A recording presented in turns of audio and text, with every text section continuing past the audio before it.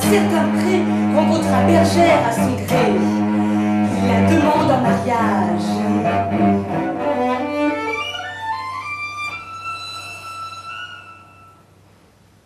Le père aurait souhaité quelque gendre un peu moins terrible. La donner lui semblait bien dur. Elle a refusé, n'était pas sûre. Donc c'est pas tellement difficile d'aborder La Fontaine au travers du thème de l'amour.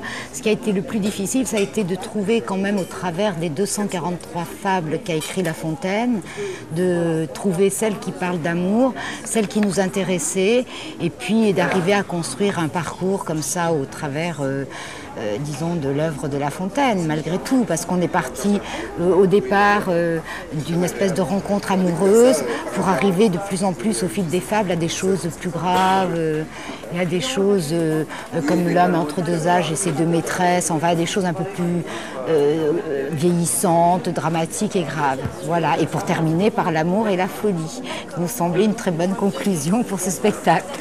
Cantoni est un comédien qui sort du Conservatoire supérieur d'art dramatique de Paris.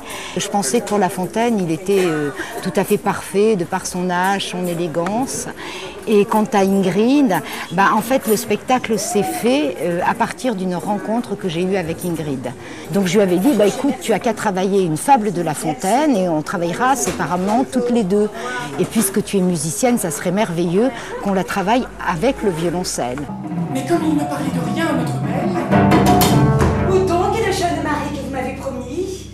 On est très fiers de ce travail, on est très heureux de l'avoir fait et on a envie de continuer aussi à faire aussi des choses sur des auteurs, on va dire classiques. Je me souviens d'un jour dans un centre de vacances, je ne sais plus où, il y a une dame qui est venue nous voir après une représentation en nous disant c'était magnifique, mais je n'ai pas tout compris.